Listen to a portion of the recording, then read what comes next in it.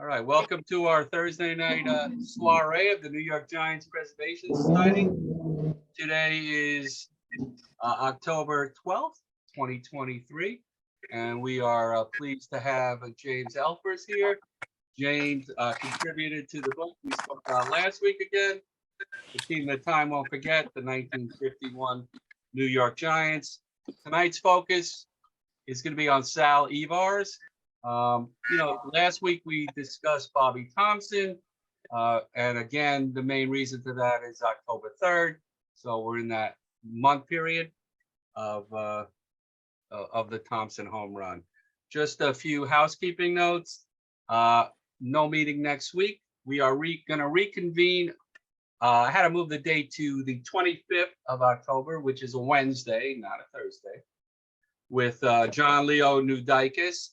John, if you don't remember, is working on that Lefty Odu project, but his talk is going to be about the earthquake during the 1989 Giants A's World Series. It should be a fascinating talk, and also, we're in World Series time, unfortunately, that we are not participating in. So I would love to. James is a huge Phillies fan, so he's a happy guy.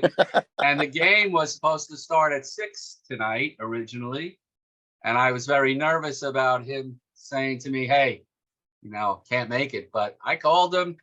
He said he was coming on, and then he got the extra gift that the game will not start until 8:07. So if he decides to leave at 8:07, please understand why, just as we would if a Giant game was going on. Yeah. So without any further ado, I give you James Elfers. James, welcome to the New York Giants Preservation Society. Thank you so much for joining us. Oh yeah, thank you. I'm glad to be here. First of all, I want to say I do have New York roots. My dad was born and raised in Brooklyn. So I have New York roots. Can you hear me okay? Can you hear me? Okay. Yes. Yeah, my dad was born and raised in Brooklyn, so I have New York roots. The question we start with tonight is why Sal Yvars? Well, he was a third string catcher, and why was he on the Giants, and why did he stick around for so long? And to do this, we have to understand that the Giants were cheating, well, supposedly stealing signs and supposedly cheating for the 1951 season. And how did Sal Yvars fit into that? We will get to that. But first, we have to talk about the history of cheating. The first time anybody was actually caught cheating through physical means is probably the first time. It probably happened before that, but the first time it was actually caught was in 1890 when the Phillies were caught red-handed. They did a wire from the clubhouse in outfield over to the first baseman's box, and when the first base coach would feel the vibrations in his feet and would be able to determine what pitch was going to come, and he would signal to the batter. This system worked great until one of the opposing players got his cleats caught in the wires, and they thought it was tree roots, and turned out to be, now, what's interesting, what happens here is also what happened in 1951. Well, they didn't know about 1951, but it also happened with Houston. The Phillies were caught red-handed, but there was no repercussions. They were, the reasoning being that stealing signs is as old as baseball itself. Anytime a batter gets on second base, his job is to try and steal the signals between the pitcher and the catcher. So the problem with the Phillies was they used artificial means.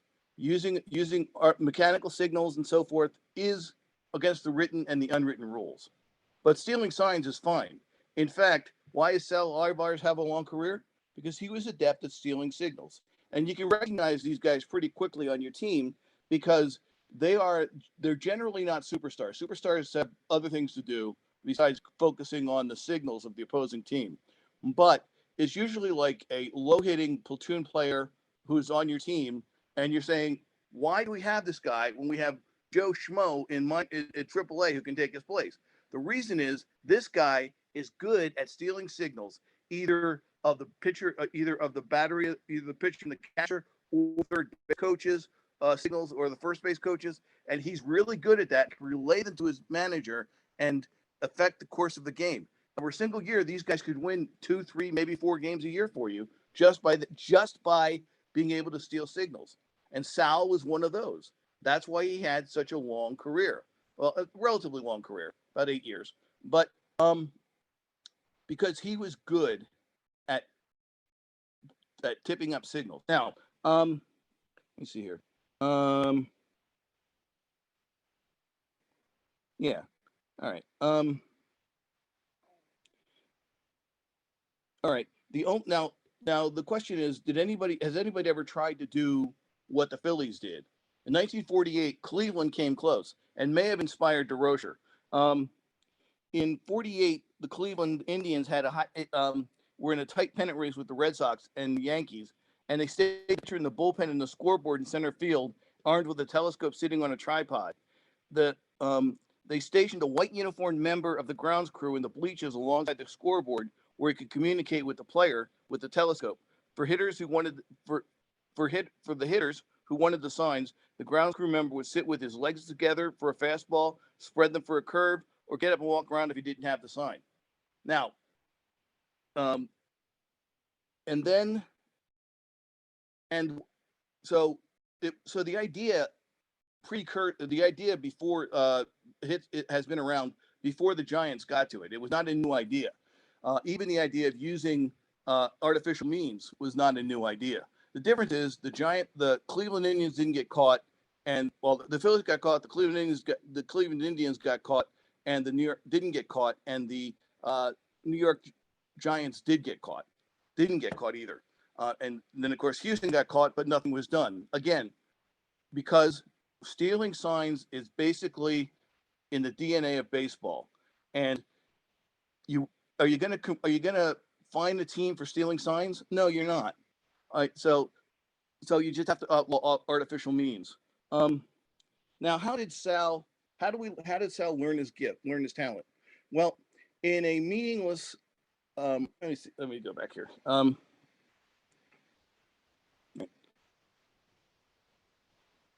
right. So, how were the Giants successful at stealing signals?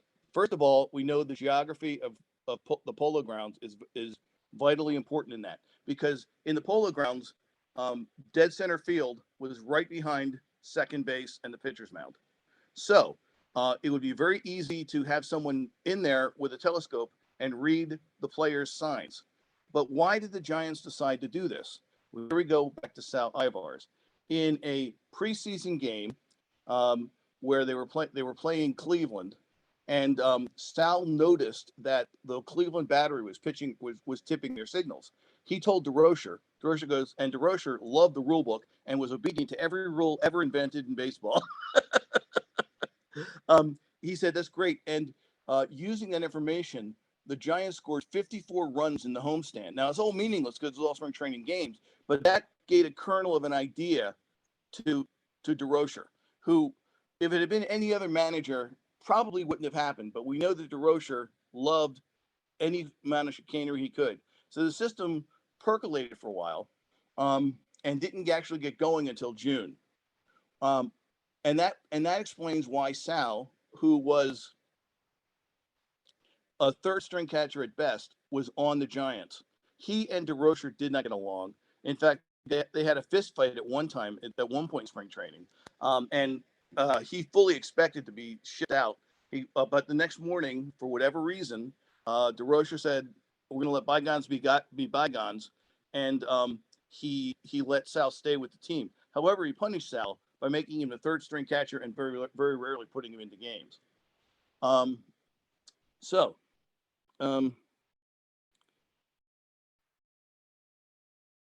Anyway, the question for the Giants was how to get the signal from dead center field to the clubhouse, from the clubhouse in dead center field to the dugout. And here again, they did exactly what the Phillies did. They laid a wire.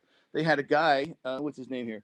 A guy named Abraham Chadwick, a Brooklyn Dodgers fan and a member of Local 3 of the International Brotherhood of Electrical Workers, who normally operated the lights for the night games. He ran a wire while during East Coast, when all the East Coast games were rained out during a thunderstorm, during a huge rainstorm. So that's how the Giants implemented their system. They said, we have the telescope here, we have the wire, and all we need is someone to flash the signals. And that's where Sal came in. When the wire was attached to a buzzer, and if it rang once, it meant a fastball. If it rang twice, it meant breaking stuff.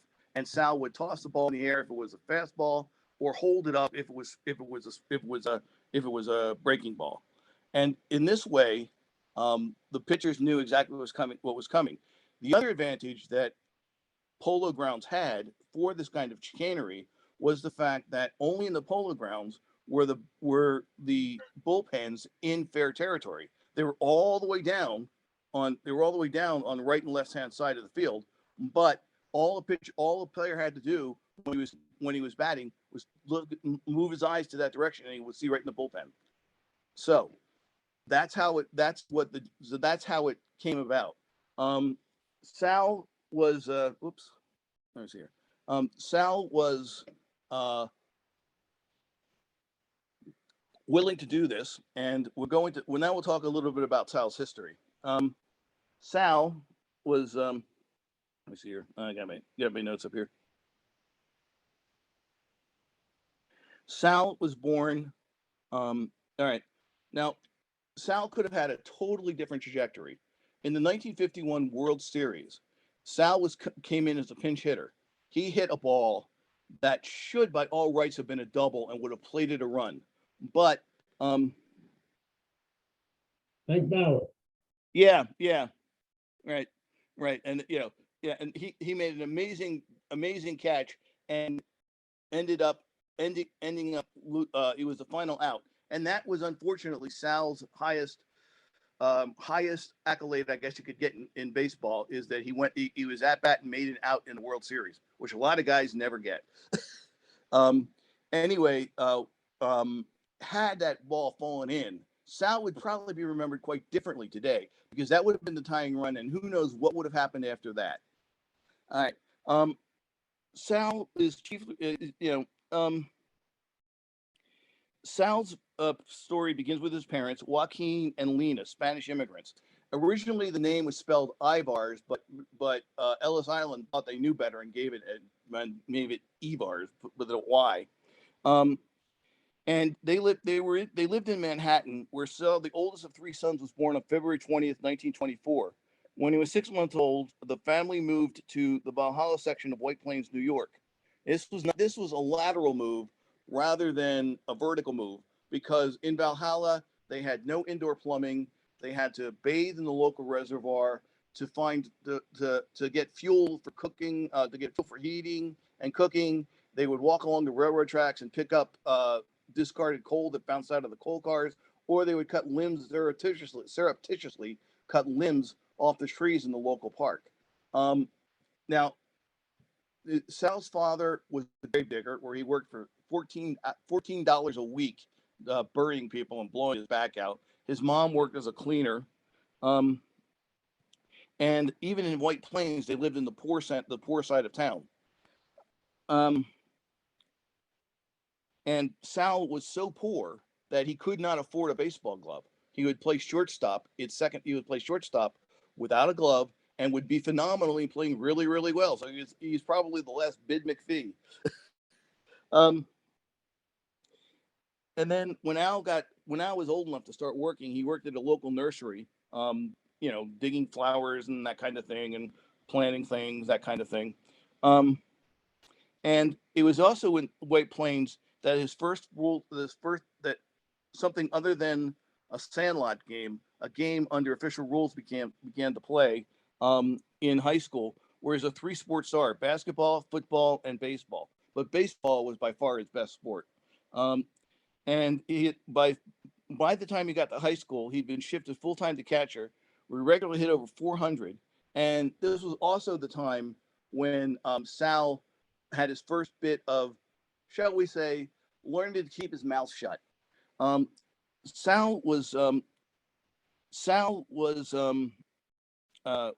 playing a game, and one of his classmates roasted him with a racial epithet. I'm not sure what the epithet was, but I'm thinking that because Sal had a bit of a dark complexion, we can fill in our imagination there.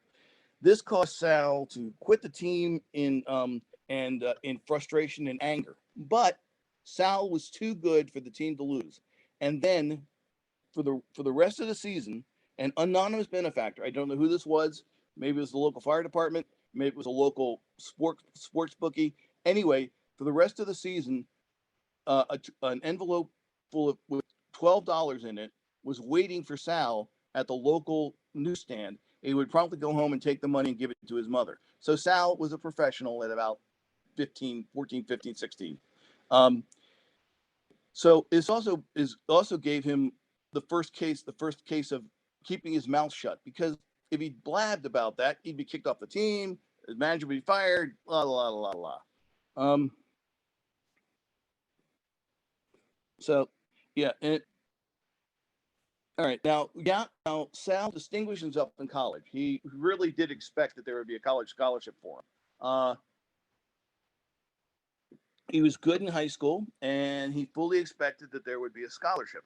So it comes towards the end of the year, and he realizes there's no scholarship materializing for me. His guidance counselor said, "Hey, Sal, if you were to just, let's say, fail a class so that you have to repeat next year, maybe next year you'll get that scholarship." So Sal flunked geography with distinction. Um, the next year, he's waiting for the contract for the scholarship, and again it never comes. So Sal is at the end of his rope and not sure what to do. But um, but a giant scout, Nick Zinkoff, liked what he saw in Sal. So um, because Sal was the MVP of his local semi-pro team, as well as hitting over 514 games. Sinkoff signed him to the Class D Salisbury, North Carolina Giants for $85 a month, which for Sal, that money was more money than he imagined ever making at one time in his life. Um, and he was obviously thrilled, and he would have loved to play there, but then a little thing called World War II happened. And Vince and Sal was 19, in fantastic physical shape, and believed he was sure to be drafted. 1 year to the day after the bombing of Pearl Harbor, he enlisted in the Army Air Force with hopes of being a fighter pilot. Now, Sal's eyes may have been good enough for minor league and eventually Major League Baseball, but they weren't up to snuff for being an aviator. So Sal did the next best thing. He was the living test dummy for the Air Force. He would test helmets. He would test all sorts of equipment to guarantee the safety of the Air Force, the Army Air Force's flyboys. In one instance, he pulled 6 G's without in a sled. What is it? What's the actual figure here?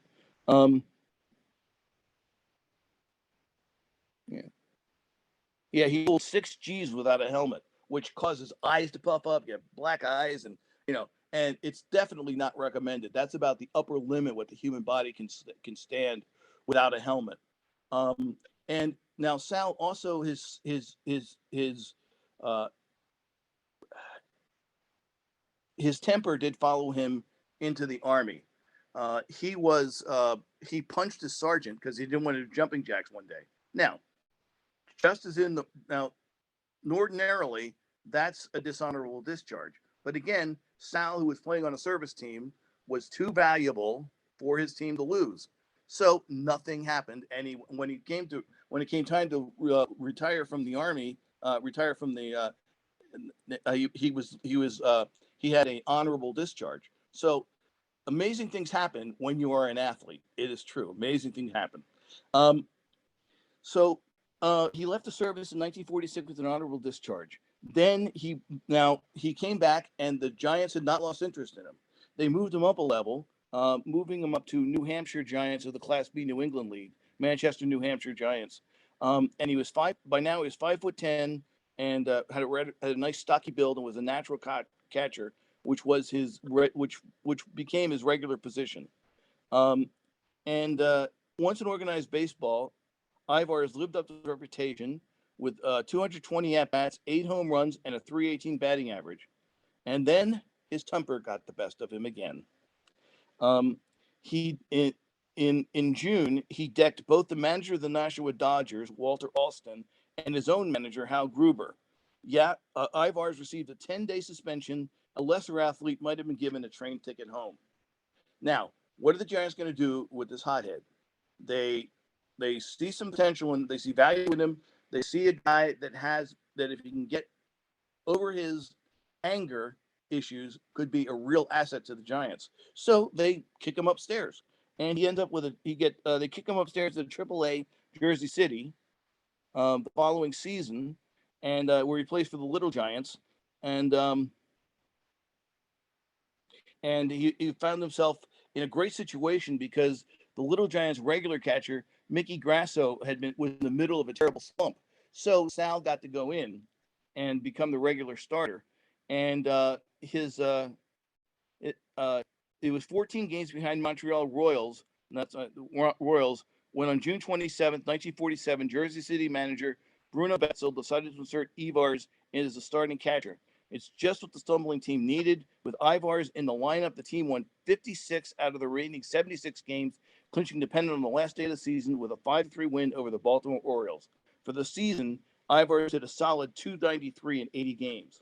This causes him to be noticed. By the way, this isn't from his year, but this is Buffalo Bison's where he did play for the Bisons later. But this is Buffalo Bisons and Montreal Royals scorecard. Yeah, nice stuff to have around. All right.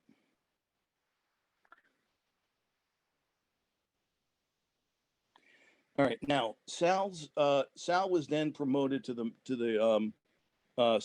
major club in 1949, and during a meaningless charity game, Leo DeRocher was all over Sal for arguing balls and strikes. After Sal left the game with an injury, he and DeRocher engaged in a heated argument. Surprisingly, considering the tempers of the two men, the dispute did not result in fisticuffs, primarily because the Giants players and coaches intervened. So you have DeRocher trying to take on Sal, Sal trying to take on DeRocher. His teammates break everybody up, and Sal fully expected to go home. It got so heated that Sal tossed one of the shin guards at Leo DeRocher's head. Now, the zone secretary called Yvars and told him that there's a ticket home waiting for him. But for reasons unknown, DeRocher had a change of heart and gave him a second chance. And I said the second chance was not really a second chance because he got punished by being a third-string catcher and very rarely getting in a game. I think it was DeRocher thinking, if you're gonna mess with me, then you're not gonna play this game anywhere else for somebody else and be good. And then it was during the spring training game in 1949 that Sal noticed that the Cleveland Indians were tipping their signs and told DeRocher.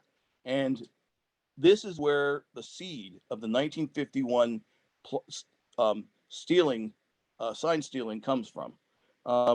He did well in spring training, but there was no way that DeRocher was going to let him stay on the team. So he was assigned to the Minneapolis Millers of the AAA Association, American Association. And here again, his violence got him into hot water. His temper got him into hot water for as long as he was with the club. He leaped at the stands in one home stand where the fan was heckling him and loosened the guy's teeth when he punched him. Sal had a lot of issues, and it probably comes from being a poor kid who was always poor, always looking up, and probably had a chip on his shoulder from all the rich kids who were able to walk away and do things that he couldn't. Anyway, next year in 1950, he was back in Jersey City, where he batted .282 with one home run in 91 games, and with a late season call up, he hit. By the time of the late season call up, he hit 143 in 9 games in 1951, and he became the Giants' third string catcher. And that to the bullpen to warm up relievers and keep starters loose. But the $7,500 salary was a dream for Sal.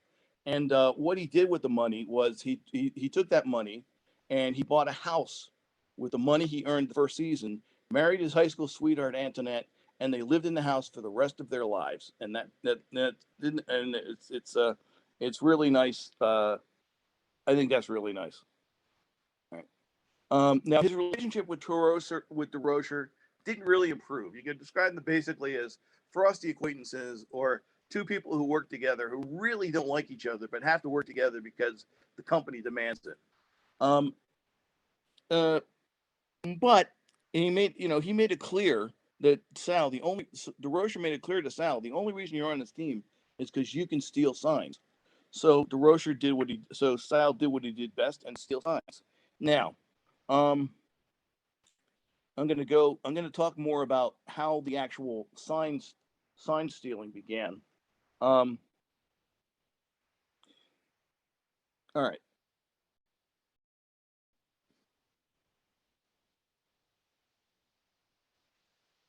And all right.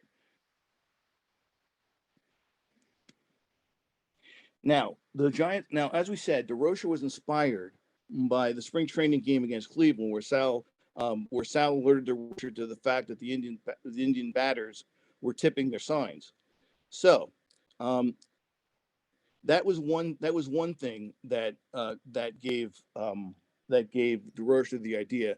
The other one was someone picked off the waiver wires. Henry Schenz, Schenz, utility infielder, came to the Giants from the Pirates, and when he was there, he told before he was with the Pirates, he was with the Chicago Cubs, and he told DeRocher, "Oh, by the way, when I was with the Cubs, one of my jobs was to stay out in the um, scoreboard and out in the outfield with a telescope and read the player's signals, and then relay that to the to the team." The Cubs experimented with it. It didn't go whole hog into it, but that sets a real idea bulb off in DeRocher's head. Um, now, it's unlikely the Giants' plan would not have succeeded in any other ballpark. As I said, the geography of the Polo Grounds, with its horseshoe shape, made it very easy to do this. Um, so, um, in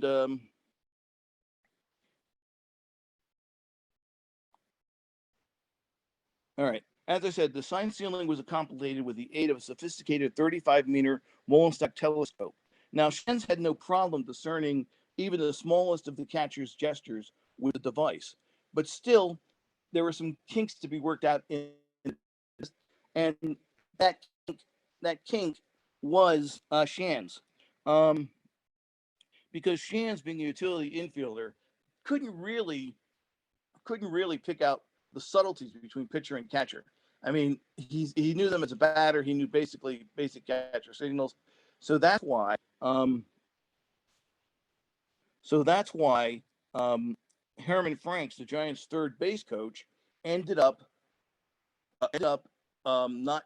That's why DeRocher ended up coaching third base, and the third base coach was out after June 10th because he was up in the clubhouse reading signals from pitchers and catchers, and he was an ex-pitcher, so he knew everything that was going on. Now, on the first day of September, the Giants trounced the Dodgers by a combined score of 19-3, and the Dressen, the manager of the Dodgers, became suspicious, and so the Dodgers said, "There's something going on here. The Giants are hitting us like they shouldn't hit us." So they tried to get some binoculars to look at what was going on in the clubhouse, but the umpires confiscated their binoculars, and basically told them, "You guys can't do what you're doing." So that's as close as the scheme came to being uncovered.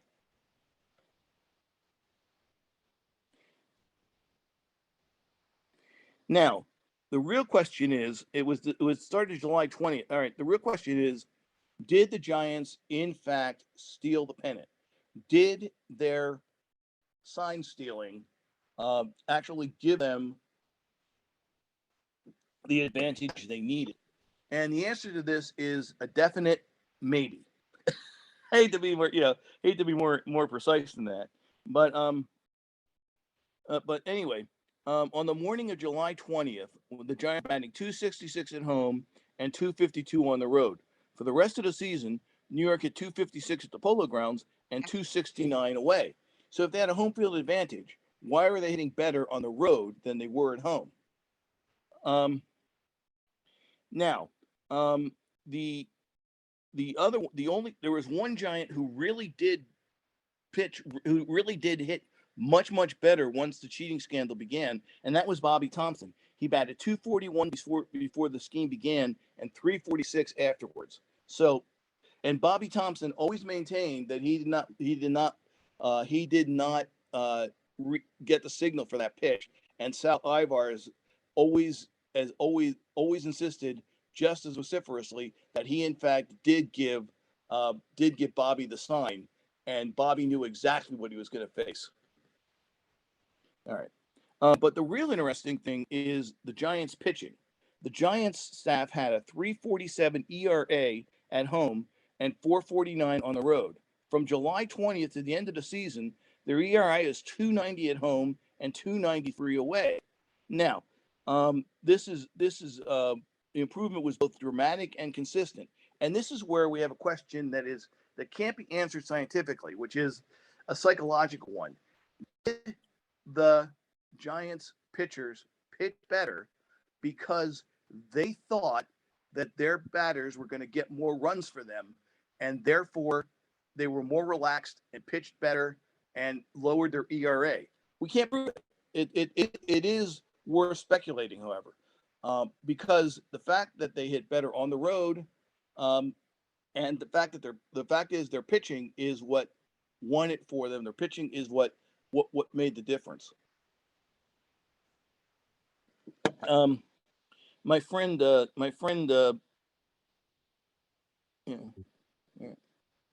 All right. My friend Dave Smith ran the numbers. So that's where these numbers come from. Dave Smith of Retro Sheet ran the numbers. All right. All right. Now we're going to go back. We're going to go back to Sal and finish up his biography.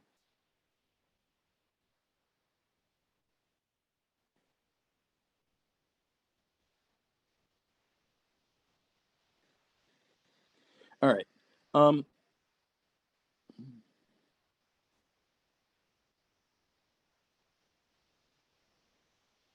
right. I want to talk about Sal's first cup of coffee was September 22nd, 1947, where he was before 2,964 chilly Phillies fans in Shibe Park. He had a mediocre debut with 1 hit and 2 strikeouts and 5 at bats, the only big league appearance of the year. The next day, he was back in White Plains, and that's when Sal married Antoinette. Once he made the show, he said, "I'm doing it. I'm getting married." His brief taste of the show gave him a desire for more, and he diligently applied himself. In 1948, played with the station for Jersey City once more as the club's regular catcher. He had 301 with 16 home runs and 88 RBIs. The Giants beckoned again near the end of the 1948 season, and Yvars hit 218 with 42 plate appearances, including a home run off Lou Puccelli. Can't pronounce it.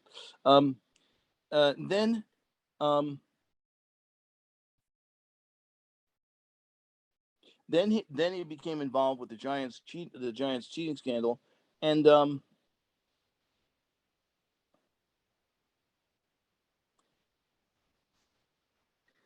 right. And then afterwards, Sal was also the first to break the silence about the Giants.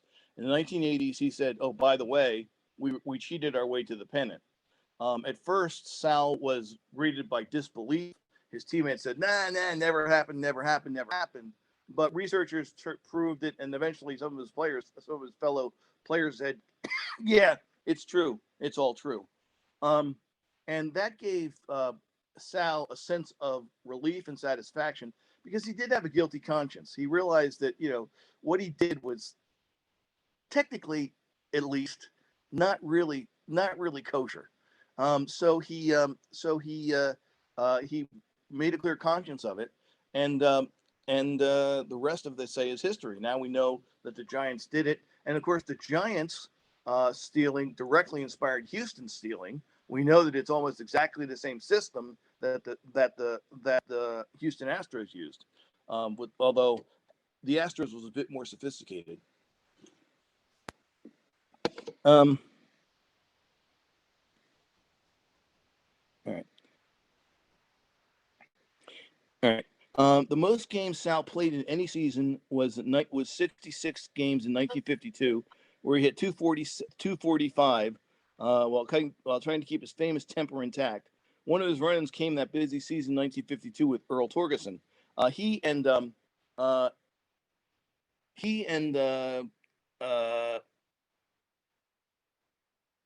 anyway, it was the bottom of the first July 1st, 1952 at Braves Field, and Torgerson's backswing caught Sal Yvars in the shin guard. After Torgerson lined a signal up the middle, Yvars picked up the bat and slammed the handle at the plate, shattering it. Torgerson was stranded on bases, so he didn't return to the dugout until after the Giants had retired the top of the second. When he discovered the broken bat, he removed his glasses and sprinted across the field to the Giants' dugout and slugged Yvars in the face, leaving the catcher's right eye swollen, discolored, and bloody. Sal and I had always been good friends, but after that incident, we may have been in seventh place, but we don't have to take that insult. Torque was fined $100 for the fight, Yvars 25, Yvars 25, and the good friend. They had a second fight on July 18th after both players had changed teams. So, I mean, Sal had a temp problem. Let's be clear about that.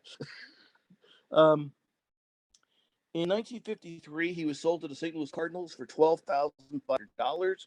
And the most remarkable thing about his time in Mount City is how similar the two seasons were. In both 1953 and 1954, he had exactly 57 at bats, 14 hits, and identical batting averages of 246. For every other category, they stood only a hair's breadth difference over the two seasons. His final major league game came in a St. Louis uniform on September 26, 1954, 8 years after his career begun.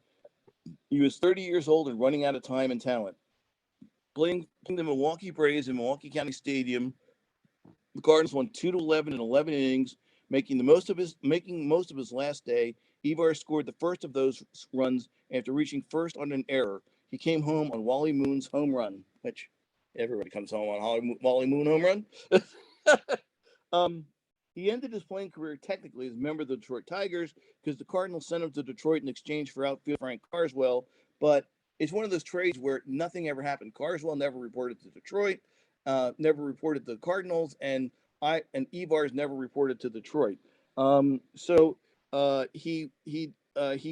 returned to the minors instead, trying to win a place with the Tigers. He played with the Little Rock Travelers of the Southern Association. He had 333. It was rewarded with a midseason spot on the Buffalo Bisons of the International League, but played only 9 games, batting .278. Now, I love this one. An oddity of his time in Buffalo is that he served with Tom Ewick, Yewic, making baseball's first and last team to have 2 catchers whose surnames began with Y as the battery. All right. And when he was in Jersey City, Buffalo fans took delight in riding Sal with a epithet they hung on him called Soggy Sal to enrage him. And here he is years later playing for Buffalo, the very same fans who made him feel miserable. And then after that season, he returned to Valhalla, with the home he bought with his first season's earnings. And he worked as an investment broker for 50 years before retiring in 2005. He and Antoinette had 4 children, 5 grandchildren, and 3 great-grandchildren. And he was like, even before retirement, he liked working in his yard, observing birds, and golfing with the intensity and competitiveness with which he had played baseball. He did extensive charity work and was a raconteur on the banquet circuit. And in 2006, he was diagnosed with amyloidosis of the heart, which is a rare disorder where proteins attack the body's organs, especially the heart. And he died on December 10th, 2008, at age 84, and was buried in the Cemetery of the Gate of Heaven in Hawthorne, New York. And like I said, he was the first of the Giants to break ranks. the first of the giants to say there is something rotten in Denmark. So I'm willing to take questions or anything else right now. James, thank you so much for your insightful portrayal of Sal Yvars. And I must say you have a great laugh. Why, I know the book is not a new book. It's a whole compilation of players from the team. Were you assigned Yvars, or was it? I was assigned. I was assigned Yvars, and I also, since I know Dave Smith of Retro Sheet personally, I used to work at the University of Delaware, and I know Dave Smith personally, and through him, I was assigned to write an article for the Saber Journal on the sign stealing scheme. So the articles are related. Right. I know you said in the 80s he came out with saying the sign stealing scenario was a definitive thing. That's an awful long 30 plus years. You wouldn't think that he would have spilled the beans earlier. Yeah. He was out of baseball for a long time. I know he was. Yeah, he was out of baseball. He was out of baseball in '54. So he kept quiet for almost 50 years. 40 years. I know you mentioned that he was not a talker, but to me that's a very long time to hold such a secret, if you want to call it. Yeah, I think it's one of the things where it just got to him after a while. I mean, he had to see all the other clean teams playing, and he's like, I have a hunch. I have a hunch that not that he was facing mortality or anything, but as he became a grandfather, he didn't want his grandchildren to do what he did, I think. Gotcha. Thank you so much. Bill Klink, you are up.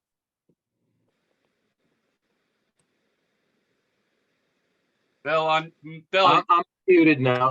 I'm back to square one. Thank you very much, Jim. Yeah, it's rare that you have not one but two lesser like players play an important role in a team's destiny. I think of Nick Jones on the Brave, of course, on the shoe polish incident, but that was just a happenstance. I did want to ask you though. I'm a little uncertain. I just wanted to clear up in my own mind. Maybe others did too. Were they both involved, both Shens and Yvars? Yes. And to what extent? Who did? Yes, they were. Shens was the first guy. Sorry, Shens was taken off the waiver line, and he was assigned first to do the spying on the players. But because he was a utility fielder, he didn't understand the intricacies of pitchers and catcher signals. So then Then he used the third base coach, and that's why DeRocher was on third base the rest of the season, because the third base coach was in the clubhouse, and because he was an ex-pitcher and he could read the signal better. Yeah. The other question, kind of one that always occurs when you have Spanish speaking or Spanish players. I don't know. Was he Spanish speaking? Was he able to converse with Ray Nolet, who I don't think had as great a command of the English language, the Cuban, and he was the second stringer. Did they talk in Spanish? Or do you know what was there? I'm not sure. I think he was fluent in Spanish because his parents were immigrants. But you got to remember, Spanish is different. Spain itself has different dialects of Spanish, and Cuba has its own dialect as well. So I mean, I had friends of mine whose kids were raised in South America. They could speak Spanish left and right, but when we went to different countries in South America, they're like, this word means something else, and it's it's also equivalent. It's also the difference between Parisian French and Quebecois French. Big difference. Yeah. So okay. Thank you much. Thanks for clarifying. So I don't know specifically in that case. No. Thank you, Bill. You're welcome. Mr. Rothschild. Thank you for your presentation. I have a question for you. We've discussed this before. There was an interview from a Valhalla cable station, and I forget the guy's name. Maybe Norm remembers. He interviewed Sal Yvars for a 30-minute show. Did you ever see that? Were you ever? No, no, I did not see that when I was doing research. I was, Thing you should look into, and I Yeah. tried to find it before, but I'm not that great with the internet. Maybe I Jeff Cohen knows. I did a lot of original research. I used the Echo and Green, but I also did, for example, finding out that they had hung the soggy Sal Sobert on him. That, all that's my own research. So, Well, but this was Yvars himself was being interviewed, yeah. and most of the show, he trashed, like you said, Leo DeRocha, told a lot of crazy stories, talked about Bobby Thompson. You should try to get a hold of that. Yeah, I hold of will. that- I will. Hold of that tape. It was, I believe it was in '06 when Prager's book came out. The second Yeah, thing Prager's is, book and was some the of you guys watershed. obviously remember Stuart Leeds, and it might have been '01. He had a weekly, I think it was Wednesday nights at the City University of New York, dealing with sports. And one week he had Bobby Thompson there, and I went, and it was pretty well attended. There must have been 50, 60 people. And Yeah. Bobby Thompson always was very, very humble. He started off saying, "Are there any Dodger fans in the audience?" No. Any Yankee fans? And one guy raised his hand. "What are you doing there?" "It's a Giant thing." And then the question started coming up about the sign stealing. And he got for himself a little hot. Mhm. He said, "What does Sal Yvars know about it? He was the 10th string catcher," is what he said. Yeah. He didn't know anything. We didn't steal any sign. Now, again, this was in '01. And it Right. was right after he broke the news with the Wall Street Journal. And last, what did you do at the University of Delaware? My daughter went. I was a cataloger in the library. I was responsible for reciting call numbers and books. What call years numbers- were you there? I retired. I was there from 1988 to 2016. Huh? 2000 Can I ask? Yeah. She graduated Delaware. I am retired from the University of Delaware, but I now work at my local library around the block, which is only Okay. a block from my house. And I live in Hellertown, Pennsylvania now. Okay, I mean, thank you which very is much. a suburb of Bethlehem, which is a suburb of Bethlehem. James, before I turn it over to Harvey, one quick thing. When DeRocha went to coach third base, was his reasoning the Giants started playing well, so he wanted to stay there? Was that the No, whole outcome of it?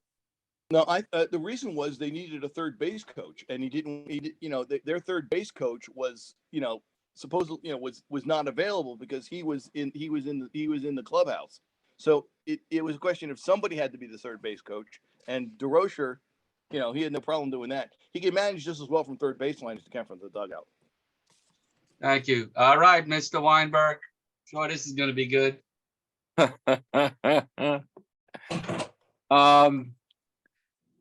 James, thank you very much for your presentation. I know Thank you're you. on a pitch clock that runs out at It's all right. 8:07. It's all right. It's all right. No, it runs out at 8:07, Yeah. right? Eastern. I could stay for the first couple innings. I'm sure they Oh, won't. yeah, baloney. Unless you DVR in the game. Yeah. Well, on October 15th, 2003, I had lunch with Bobby Thompson and Bobby's dear friend and my dear friend, Bill Murphy, and a New York City police detective. And I'll explain that to you. Some of the other folks know already because I'm getting tired of telling this story. But we had lunch in Watchung, New Jersey, which is where Bobby lived at the time. Bill Murphy was the Staten Island DA. He had 2 months left on after he was retiring after 4 terms as DA. Or 6 terms. I mean, he was there 24 years. I think that's 6. And we had lunch at a local restaurant, lovely lunch. And then we went back to Bobby's house in Watchung, where Bobby signed baseballs. He signed a Giants cap for me, which I got somewhere. And Bobby raised the issue of sign stealing. And he looked at me and he said, "It was legal, you know." It was, yeah. And I was about to have a coronary because I thought he was going to admit that he got the sign. And he explained in granular detail why he didn't trust Sal Yvars to transmit the correct sign. He knew Yvars was sending the signs in from the right field bullpen. And as Bobby said, if he gave me the sign for a curveball, and I leaned in and it was a fastball, I'd get it right in the head. Mhm. Bill Murphy corroborated a little bit of that because Billy said, if I remember right, Bill said he had played golf with Sal Yvars. Do you know if Sal Yvars played golf? He did. He was a very good golf player. He played golf intensely, as much as he could when he was in retirement. Well, Until his health gave out. Billy, until he suffered from the ravages of diabetes, played golf, and he talked a good game, my friend Murph. But he said he played with Yvars once or twice or more than that, and he spoke disparagingly of Sal Yvars' credibility. Mhm. So Bobby said he didn't get the sign. He said it unsolicited. I didn't cross-examine him. Right. Bill corroborated it, and that's a true story. Yeah, I know. I mean, like I said, Bobby said he'd not get the signal, but Sal said I flashed. Now they could both be telling the truth. Sal may have flashed the signal, and Bobby may not have been looking. So Well, if you remember that sequence, the first pitch was right down the middle, and Bobby took it. yeah, Then the next pitch, Bobby didn't.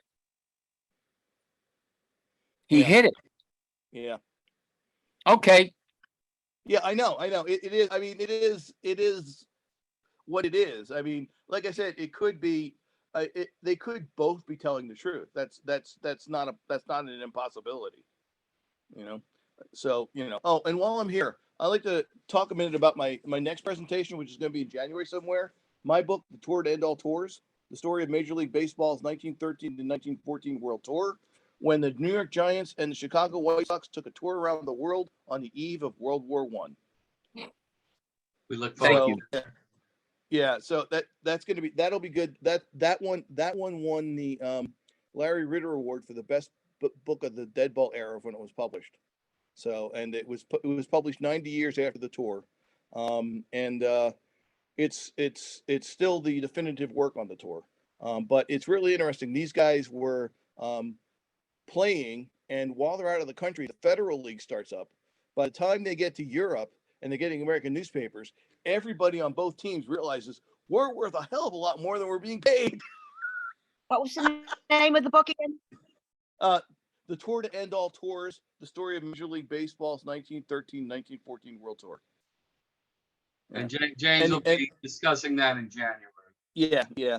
In fact, Cool. when they came home, to keep Tris Speaker, the Boston Red Sox made him the highest paid athlete in the world, and he was led to a hotel room where there were federal agents for the Federal League, where they literally opened a suitcase full of money and told Tris he could have it, and he said, "Nope, I'm gonna give the owner Lannon of the Red Sox a chance, and to keep him, Lannon made him the highest paid athlete in the history of the world."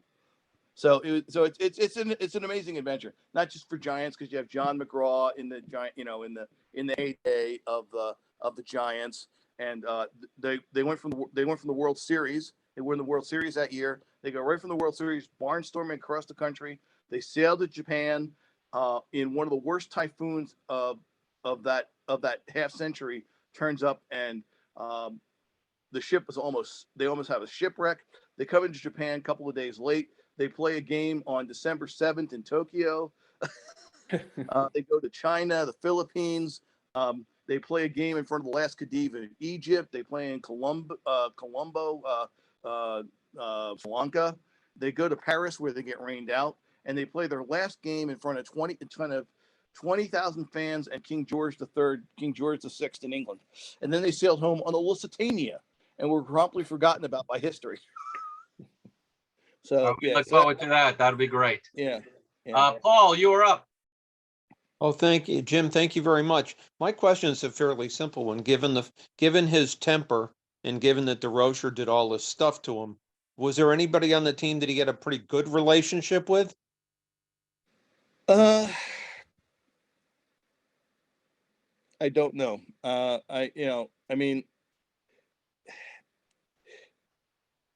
Apparently he had a hair trigger. So he's apparently fine and you get along with him fine most of the time, but just something would set him off. You know, one of those guys with like, you never know what's going to set him off. You know, in his case, I mean, if you curse his parentage, or, you know, or if it's physical assault, then he's going to get angry at you. But I don't know who his friends were on the team. I dug for that, but I couldn't really find that. I mean, he's a third string catcher. He probably got along with the other catchers. I don't know. Okay, thank you. Thank you, Paul. Judge Jim, you were up. All right, two quick questions. First, what was the Giants' home record versus road record from July 20th, Yeah, 1951 to October 3rd, yeah, let 1950? me give you that. Let me pull it up right here. Let me see what I got. Was that right here? Nope. Let me go back here. Got my notes here. Yeah,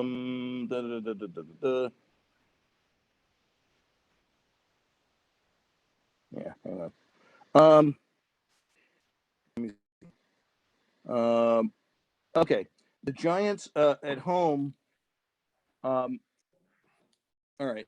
After July 20th, they went 24-6 at home and 27-12 on the road. So without those road wins, they would never have caught the Dodgers. Okay. And the other quick question, when did this supposedly end? Was Yvars was still on the team in 52? It ended in 50. It ended in 51. As far as I know, it was not continued after the 51 season. I think a lot of people got cold feet and thought, if we got, and also it may have continued if they had won the World Series, but without it, they're like, the commissioner could maybe do something to us if he finds out about this. So I think after the 51 season, it was dropped, and also.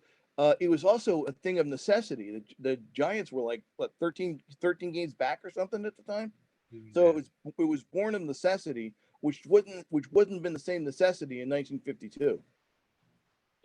Was it supposedly used in the 51 series? It would have been it was used in the 51 series. Yeah. Okay. All right. Thank you. Yeah. Thank you, Jim. Anybody else have a question before we wrap it up for James? Well, James, we want to thank you again. Oh, yeah. We've spoken countless times. Yeah, my pleasure. Yeah. Book. Yeah. Best place to get it is if you're a Sabre member, you could download it for free or buy it, or on Amazon too. Yeah. Let's give it up for James Yvars. Yeah. James will be back in the future to discuss that World Tour he spoke.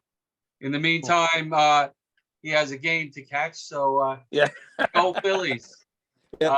I am going to hang around here if anybody wants to talk some Giant baseball. We will see each other again 2 weeks from yesterday, All right. 25th on a Wednesday. Have a good night, everybody. You too. Thank you. Have a good one, sir. Thank you.